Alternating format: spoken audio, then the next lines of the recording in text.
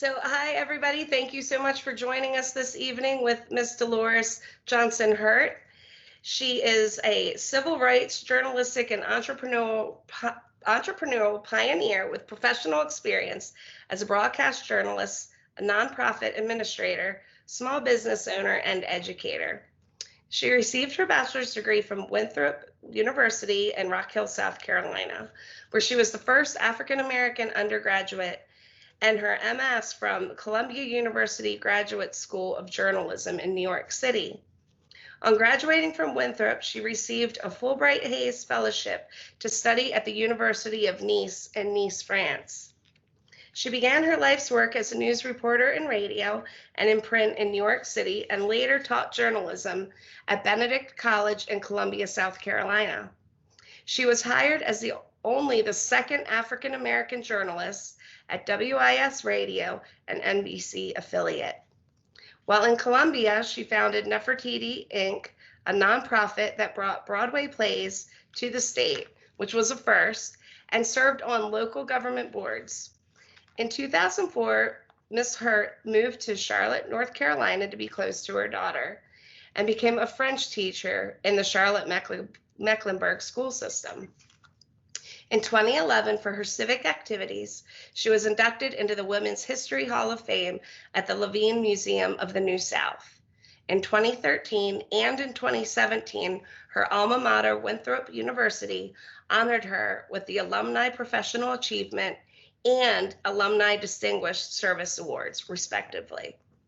Ms. Hurt joined the League of Women's Voters of Charlotte-Mecklenburg in 2014 and was elected president in 2016, the second African American to hold that position in the local league's 100-year history.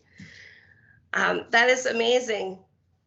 Thank you so much for joining us this evening, Ms. Hurt. Well, thank you so much for having me, Serena. It's a pleasure to be with you all this evening. I've been asked to speak about how women today and for the past 100 years have been encouraging informed and active participation in government.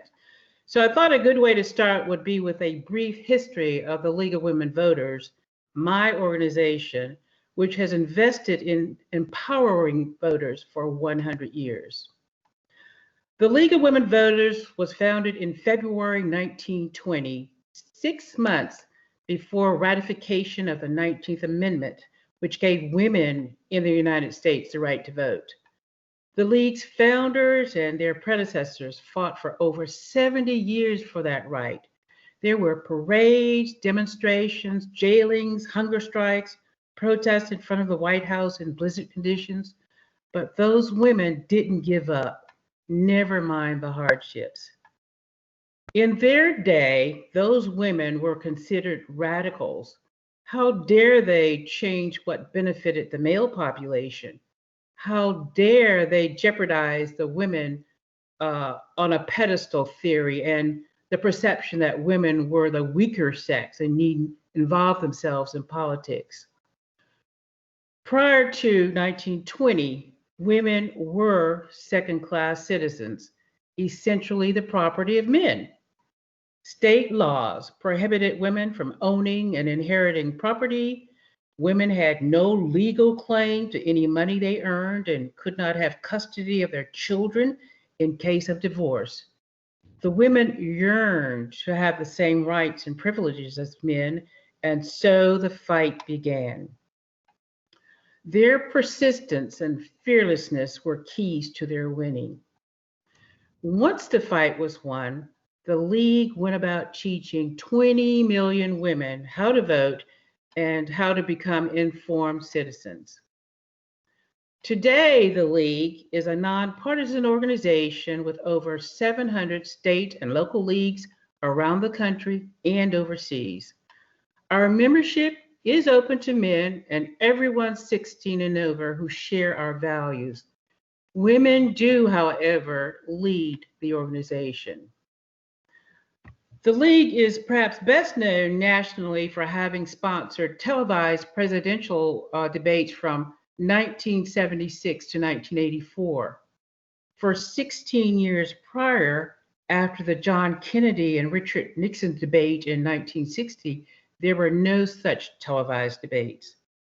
In 1987, when the two major political parties decided to take over sponsorship, the league bowed out, asserting that the debates would lose their impartiality. The league president at the time, showing famous league feistiness, said the league had, quote, no intention of becoming an accessory to the hoodwinking of the American public, unquote.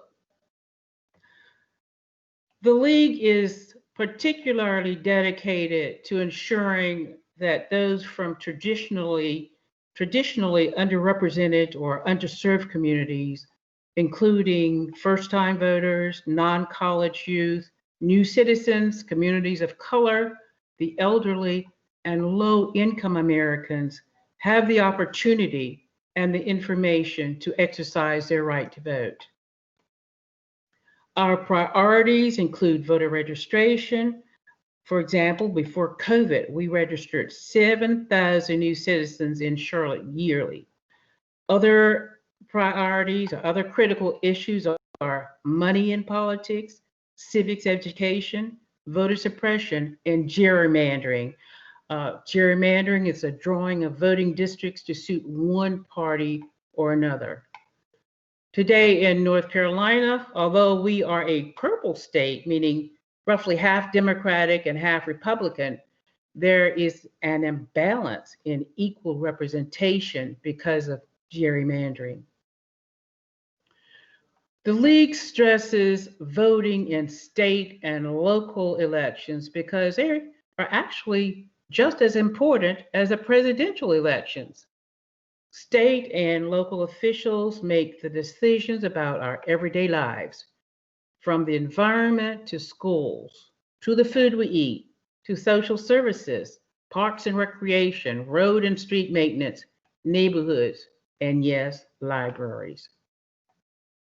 Although women gained the right to vote in 1920, our fight to achieve equal rights with men continues.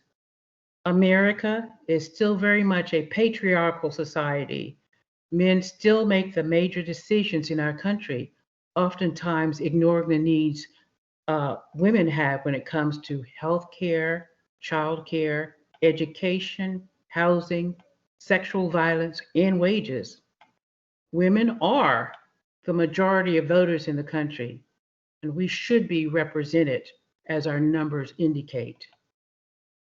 Underrepresentation of women in political life exacerbates inequality. As we women gain more self-confidence in our power and importance, more of us are running for office to take care of needs specific to us. We know that everyone's issues are our issues, and our issues should be everyone's issues. We want and need a say in all of them. I'd like to take a moment now to focus on a subject important to young women entering the workforce and those already in it. Most have to work for a living. Women are also breadwinners in the family oftentimes, and we are too often not treated as well or paid as well as men, specifically white men. The remnants of our being second-class citizens remain. The gender wage gap, equal pay for equal work, is important to the league, and I'd like to take a moment to talk about that. This summer, throughout Switzerland, women expressed outrage by screaming for a full minute to protest gender inequality. The event took place on June 14th at 3:24 p.m., the time after which women technically work for free every day because of Switzerland's gender pay gap. No matter the occupation in the United States, white women, Black women, Latina women, and women of Asian Pacific heritage are paid less, ranging from 80 cents to 56 cents and under on the dollar compared to white men. last year, the U.S. House passed the Paycheck Fairness Act, but it is still languishing in the Senate. The Paycheck Fairness Act should be on the tongue of every woman. It calls for remedies to wage discrimination that includes such things as protecting employees from retaliation for discussing pay with coworkers. It limits asking for pay history. It demands companies conduct gender wage gap analyses and create action plans for the pay gap. The act also toughens legal provisions for noncompliance. The League is asking women and men to demand U.S. senators pass the act in order to make life better for women. As you know, financial independence is necessary for women to run for office, to be on an equal footing with men, to put a spotlight on our issues, which are equally important to the nation's prosperity. Women and winning the vote go hand in hand more and more.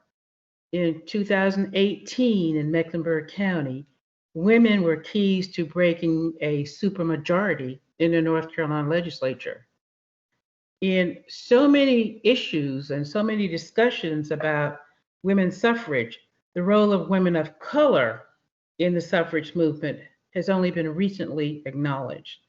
Black women have always been active in winning the vote, including in the 1960s civil rights movement.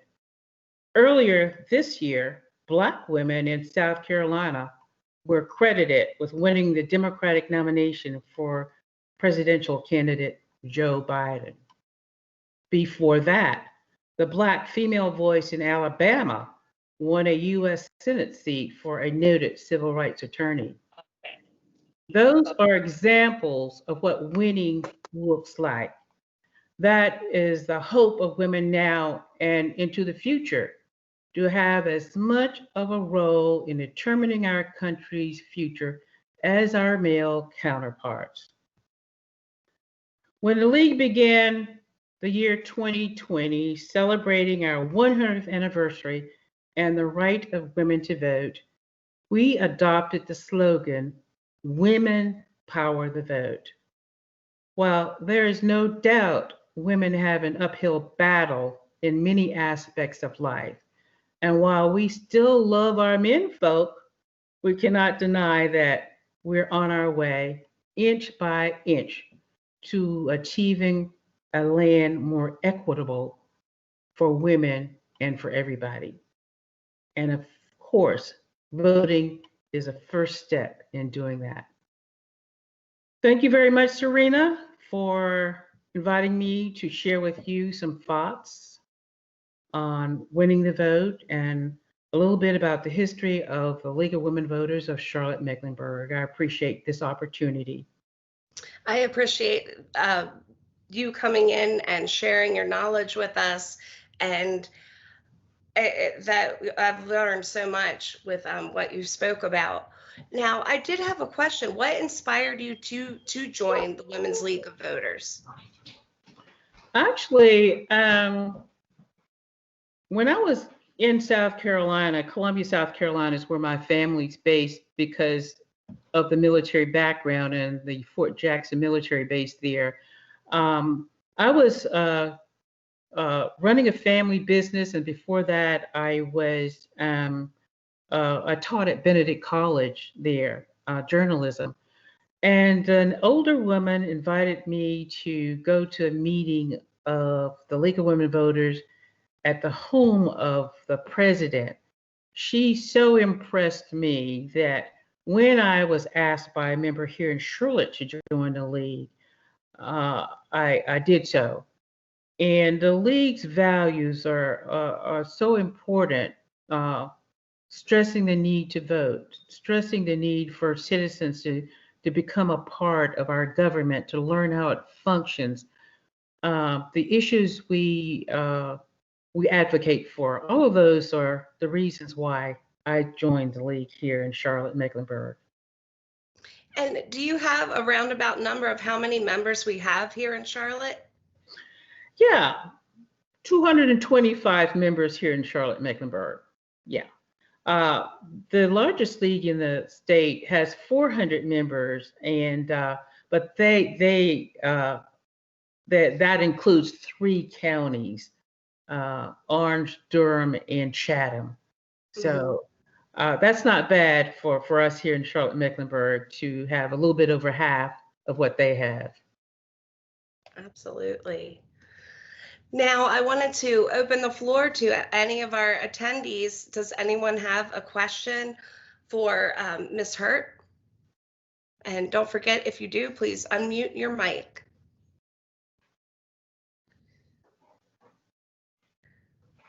Guess we have shy people here this evening. Now, I was just going to share that this doesn't really have to do with voting, but this just has to do with like men and women in the medical field. And as a nurse, like instantly, I've been here for years. And if a male nurse gets hired, if he has no experience, he immediately gets respect and acknowledgement from the doctors, and it makes me insane. It's the inequality has been rough. There you go. Then yeah, what we're still, doing.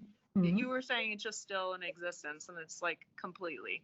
I mean, it's better than some of the older nurses. They still like bow down to do everything that the physicians, especially the male, tell them to do, but it's still pretty evident.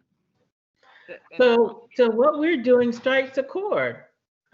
We don't often talk about the gender wage gap, but this is something we wanted to bring to the attention of the public.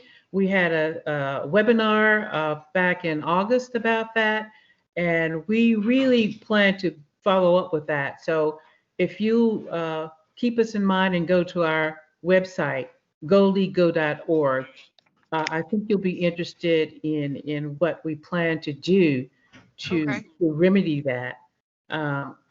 So nice to hear. Thank you for sharing. Thank you. And Serena, can you share that website with us? Like on a link or? Yes, I will be sharing this video on our website, and I will absolutely share that link onto the website as well. Okay. Thank you. And thank you for information. Thank you for all you're doing. Well, thank you. I wanted to ask you about that shield. Is that a regular shield? Oh, that's beautiful. It's they're the lightest ones we have. We have some sort of eyewear. So these they used to just use these during endo procedures and colonoscopies, and now they're available for a whole hospital because the whole shields are really stifling. My coworkers or these. So many options. Oh, wow. Oh, God. Thanks. But thank you for all your information. Well, I hope I've shared some of that information, some things that you perhaps did not know about. So I appreciate I definitely your felt like statement. Standing out and screaming for an hour.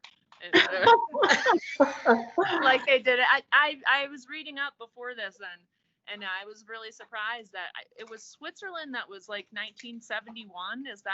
Was that like one of when women were allowed to vote? Was it Switzerland or Sweden? I actually don't know when either of those women in those countries. That's very recent though. I was really surprised. So very recent. I'll have to look that up once we get off.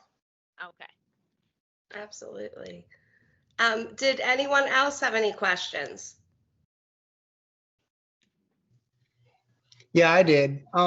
Dolores, you had touched a little bit on the importance of voting on a year that a presidential candidate's not on the ballot. Can you expand on that a little bit, like how like I guess our local leaders impact our life tremendously, and sometimes that seems to be overlooked. Yeah, we all get so excited about voting for the president, the one who actually leads the country. But actually, it's our local leaders who actually have more so of a say in what we do every day. Our Board of Education decides on school zoning. Our and the state board decides on what books are being bought in and given to students to read and learn from. Our county commission is in charge of social services. So our Medicaid program rather, goes through our social services department. Our health department is basically run by the county commissioners, and it's important that we elect commissioners based on what our value system is. And of course, our city council people make all the decisions for what happens in our city, So, yeah, and so, it's not easy to keep up with what's happening in our local communities. Usually, if it directly affects us, that's when we will rally our friends and neighbors and we'll go down and speak out about an issue that's important to us. And those are always exciting meetings, right? But I think, and especially young people, I think need to know about the importance of voting down ballot, voting not just the top of the tickets, but look and try to research the candidates who are really affecting our everyday lives. Right. Yeah, I think that the other elections are often overlooked by a lot of people, and they really are very important to us. They are, and we don't know about them oftentimes, those folks who are running for office, unless we know them personally. But I urge folks to take advantage of forums that are being held around our area. The league, as a matter of fact, was a part of 2 candidate forums on October 3rd and October 10th, where you got an inkling of the candidates and the positions they are taking, and also just a visual of seeing the actual person running for office is important. And the league, because we want to encourage informed voters, we put out something called vote411.org. And if you haven't voted yet, you can go online and see where your candidates stand on the issues. That's mainly, yeah. So those folks in Cabarrus, in Iredell counties, around our area, in addition to folks who live in Mecklenburg, can go to vote411.org and check out the candidates and check out all the persons who are running for office. That is a fantastic resource. Thank you so much for sharing that with us. You're welcome. Mm-hmm. And a final, anyone else have a question? All right. Well, Ms. Hurt, I can't tell you how much I appreciate you taking the time to speak to us, allowing us to put this on our website and social media so we can really reach our community. It was so educational what you shared this evening, and I hope one day to invite you back when we are open to the public, because you would draw the largest crowd at our library, because it is so relevant what you stand for, what you speak for, and I just really appreciate you taking the time with us this evening. Well, I appreciate your reaching out to me very much, Serena. Thank you. Thank you. And I'll be in contact and send you the copy of our video. I'll look for it. Thank you. Thank you. Thank you for your time. Appreciate it. You're welcome. Good night. Good night. Good night. Good night.